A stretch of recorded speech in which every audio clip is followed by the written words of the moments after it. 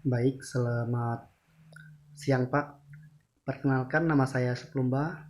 Saya dari kelas manajemen pagi C, NIM 1810416750. Mata kuliah Perilaku Organisasi. Dosen pengampu Adi Mursalin, SEMM. Baik, di sini saya akan memaparkan arti sebuah sikap yang telah Bapak bagikan kepada kami. Baik, sikap adalah seseorang individu sangat erat hubungannya dengan sikapnya masing-masing. Sebagai ciri pribadinya, sikap pada umumnya sering diartikan sebagai suatu tindakan yang dilakukan individu untuk memberikan tanggapan pada suatu hal. Pengertian sikap dijelaskan oleh Saifuddin Anwar. Sikap diartikan sebagai suatu reaksi atau respon yang muncul dari seorang individu terhadap objek yang kemudian memunculkan perilaku individu terhadap objek tersebut dengan cara tertentu.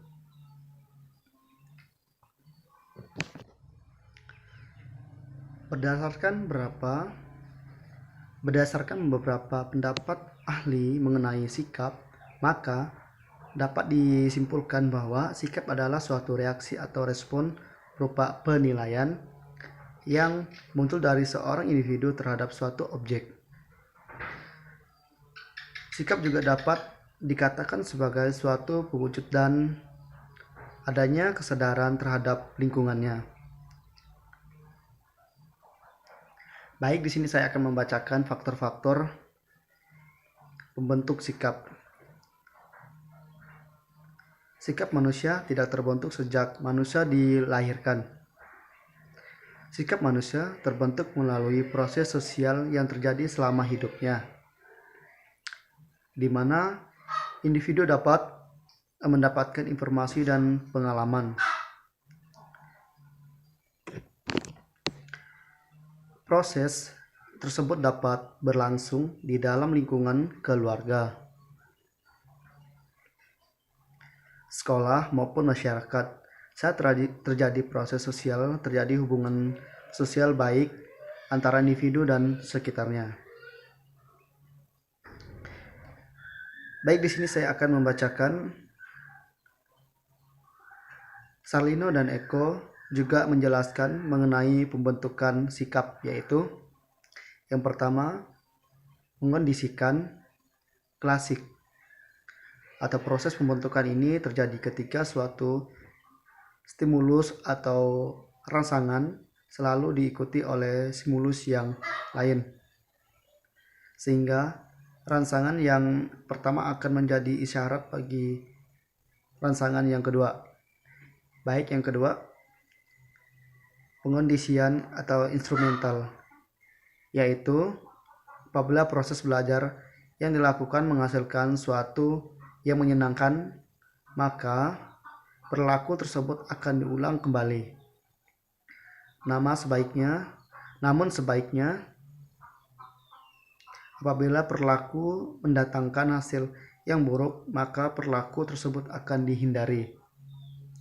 Baik, yang ketiga, belajar melalui pengamatan atau observasi. Proses belajar ini berlangsung dengan cara mengamati orang lain, kemudian dilakukan kegiatan serupa.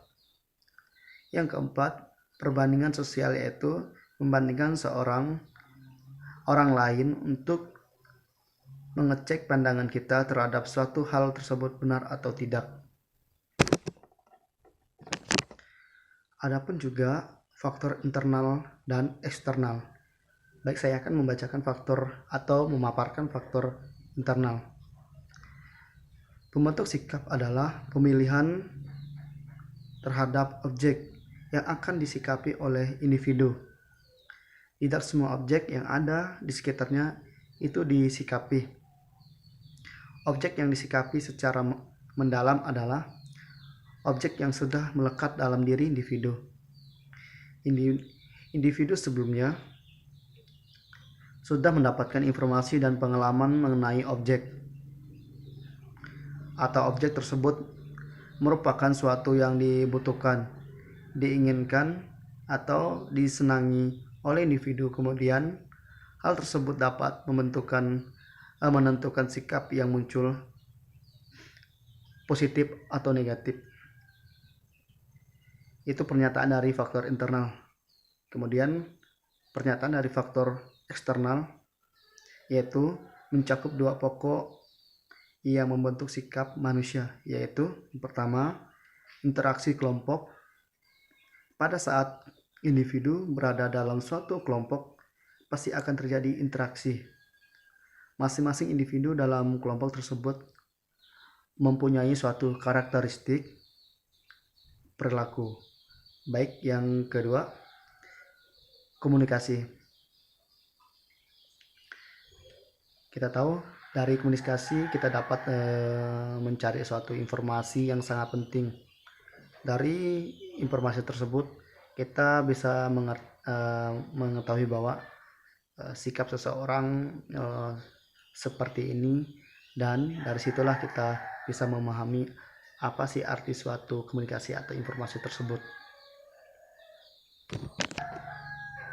Baik, selanjutnya yaitu komponen sikap. Di sini kita tahu bahwa ada seorang ahli yang bernama Saifuddin Anwar.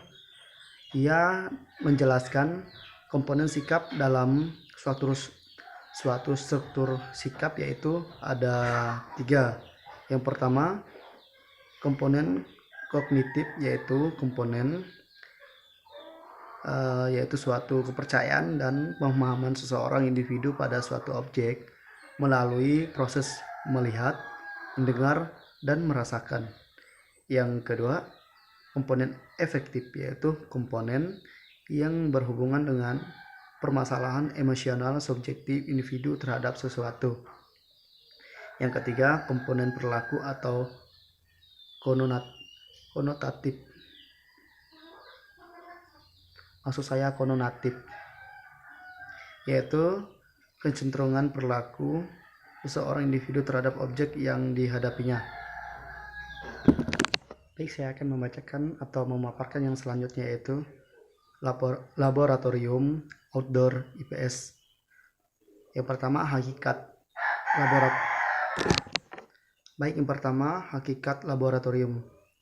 Laboratorium yang selama ini dikenal oleh banyak orang adalah sebuah ruang atau gedung yang di dalamnya terdapat berbagai. Baik, selanjutnya yaitu hakikat laboratorium. Laboratorium yang selama ini dikenal oleh banyak orang adalah sebuah ruang atau gedung yang di dalamnya terdapat berbagai.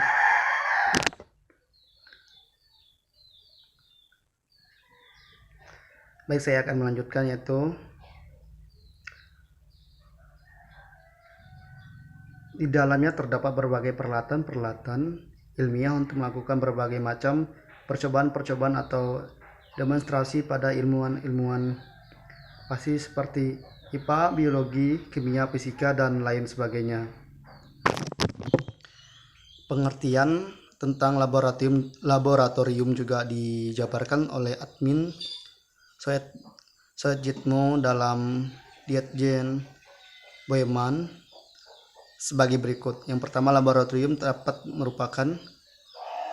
merupakan wadah, yaitu tempat, gedung, ruang dengan segala macam peralatan yang diperlukan untuk kegiatan ilmiah. Yang kedua, laboratorium dapat merupakan sarana media di mana dilakukan kegiatan belajar mengajar. Yang ketiga, laboratorium merupakan tempat di mana dosen atau mahasiswa, guru, siswa, dan orang lain melaksanakan kegiatan kerja ilmiah dalam rangka melakukan kegiatan belajar mengajar. Yang ketiga, laboratorium merupakan tempat di mana dosen, mahasiswa, guru, siswa, dan orang lain melaksanakan kegiatan kerja ilmiah dalam. Laboratorium merupakan tempat di mana dilakukan kegiatan kerja untuk menghasilkan sesuatu. Baik, yang B, pengertian laboratorium IPS.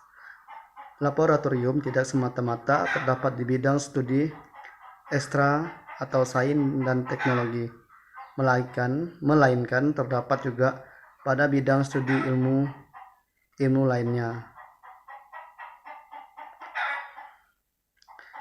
Menurut Etin Solihatin, laboratorium IPS merupakan wahana bagi tenaga kependidikan dalam mencari, menemukan, mengumpulkan, dan mengolah data menjadi pengetahuan yang berguna untuk meningkatkan kemampuan keterampilan dalam melaksanakan pembelajaran pendidikan IPS.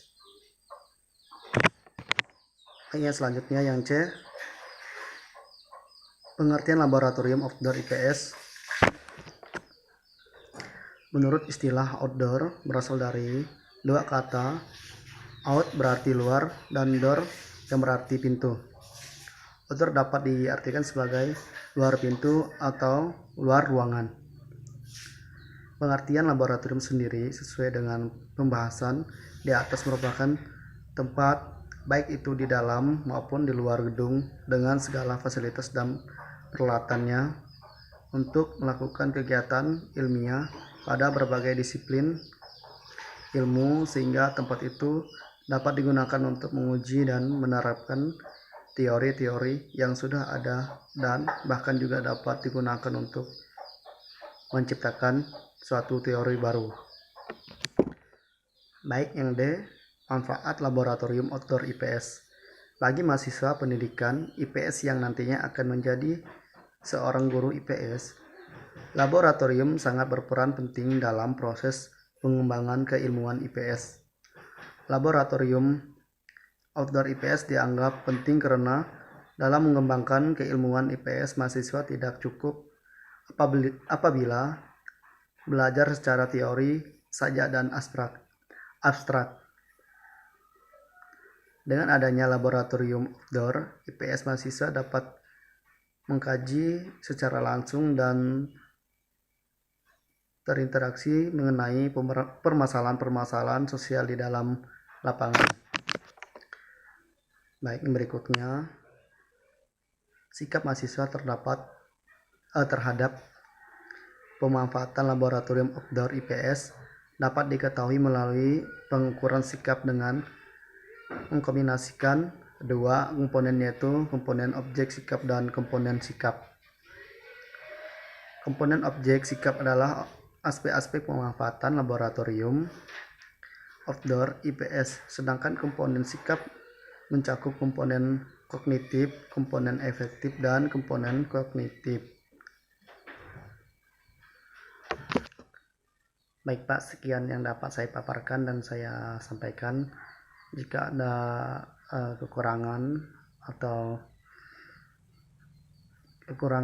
dari saya mohon maaf Pak. Baik, sekian dari saya ucapkan terima kasih. Selamat siang Pak. Salam sehat dari saya Pak.